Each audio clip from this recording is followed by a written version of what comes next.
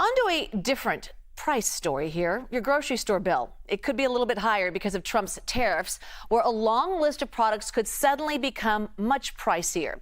So food industry analyst and editor for the site supermarketguru.com, Phil Lempert, joining us now. Obviously, this is the million-dollar question. We really want specifics. How could this all change our grocery store baskets with all of these tariffs? Which items are on that list? Sure, Jules. Well, keep in mind, it is going to change what we buy. There's no question about it. Prices are going to go up. So, for example, when we look at produce and we import about $27 billion worth of fruit every year, $20 billion worth of vegetables every year, 2.7 billion bananas every year. So, when we look at these tariffs, and especially on bananas, because there are tariffs on Guatemala, Ecuador, Costa Rica, that's going to be more expensive, and in some cases, even shortages. If we look at apple juice, for example, 60% of all the apple juice that we consume here in the U.S. comes from China. We import about $18 billion worth of beverages every year. Now, when we look at wines from Italy, 2.5 billion, from France, 2.5 billion. Our number one beer here in the U.S. Actually is a Mexican beer, Modelo Especial. We import $5.6 billion of that. So while the numbers that we're hearing from the administration says, oh, grocery prices might go up, 1.5% to 2%. On average, that's true. But when we look at these specific categories of imports, it's going to be a lot higher. We've got this tariff on Vietnam, where we import just so much of our shrimp from, 46%. That means the price of shrimp is going to go up probably at least 50%.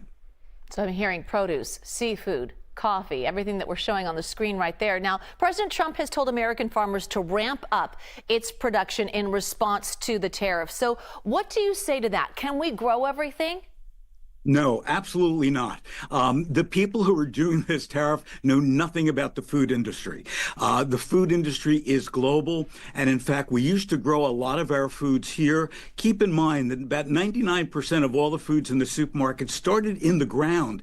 Even Twinkies have ingredients that started in the ground.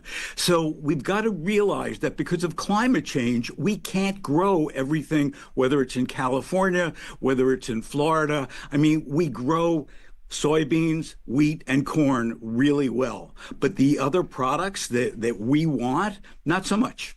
Okay, I didn't know that about Twinkies. Anyway, moving on. What is the advice to consumers? Do we stock up? Do we just wait and see? What's your advice?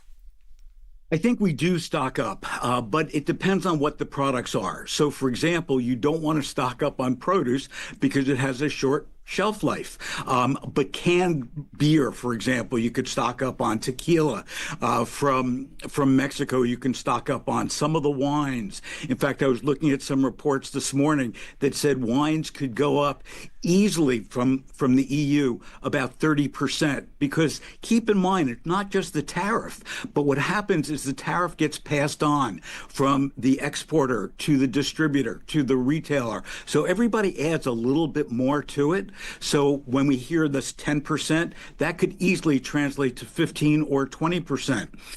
Also, you're going to laugh, but toilet paper and paper towels, just the way we had during the pandemic, they could be at risk because we get a lot of our wood pulp from Canada. All right, Phil Lempert, good advice. Food industry analyst and editor for the site supermarketguru.com. Thank you so much.